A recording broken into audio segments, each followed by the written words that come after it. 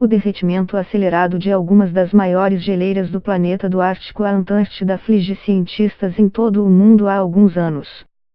Afinal, a previsão é que o aquecimento global continue desintegrando as grandes massas de gelo do mundo, o que deve elevar o nível dos oceanos e transformar a Terra. Mas antes que as consequências disso sejam sentidas globalmente, algumas cidades estarão na linha de frente das mudanças. Será que a sua precisa se preocupar? Uma nova ferramenta desenvolvida por engenheiros do Laboratório de Propulsão a Jato da NASA tenta prever como 293 cidades portuárias do mundo, entre elas Rio de Janeiro, Recife e Belém, serão afetadas pelo derretimento de porções diferentes de todas as massas de gelo no mundo. A maioria dos modelos existentes é feita de um ponto de vista de alguém que está em cima do gelo, tentando entender como seu derretimento vai impactar o nível do mar em outro lugar do mundo, explicou à Notícias Brasil o físico e engenheiro mecânico Eric Larour, líder do projeto. Mas resolvemos pensar do ponto de vista de alguém que está numa cidade costeira, tentando entender como as áreas geladas ao redor do mundo podem mudar o aumento do nível do mar ali. Por isso tivemos que usar computação reversa. O estudo reafirmou o que os cientistas vêm dizendo há algum tempo, que o aumento do nível dos oceanos não será exatamente igual em todo o mundo. Mas trouxe também uma informação surpreendente: não é o derretimento da geleira mais próxima de uma cidade que pode oferecer problemas, é justamente a mais distante. Quanto mais longe você está de uma massa de gelo, mais tem que se preocupar com ela. Mas as pessoas acham que é o contrário disso, diz Larour. Isso tem consequências muito grandes para o planejamento das estratégias das cidades. As imagens geradas pelo novo modelo, que se chama mapeamento de impressões digitais em gradiente, mostram o nível sensibilidade das cidades brasileiras ao derretimento que ocorre na Antártida, na Groenlândia e em outras 13 massas de gelo maiores do mundo, que incluem o estado americano do Alasca e a Cordilheira dos Andes. Quanto mais vermelha a área do mapa, mais sensível é a cidade ao derretimento naquela parte da massa de gelo. Quanto mais azul, menos impactada ela será. No caso da Groenlândia, por exemplo, as 3 cidades brasileiras serão afetadas pela desintegração de qualquer parte do gelo, principalmente Rio e Recife, veja as imagens abaixo.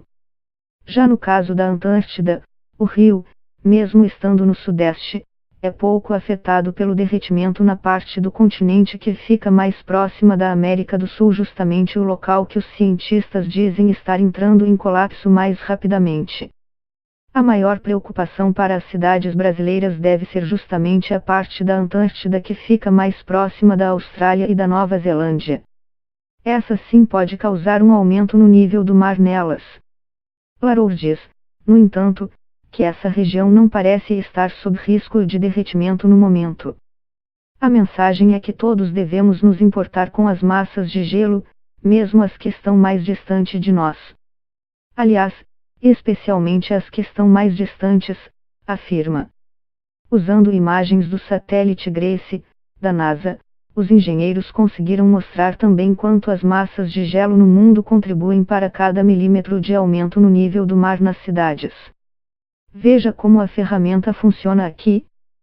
Segundo os dados do Grace, o mar do Rio de Janeiro aumentou aproximadamente 3,03 mm por ano até 2015, por exemplo.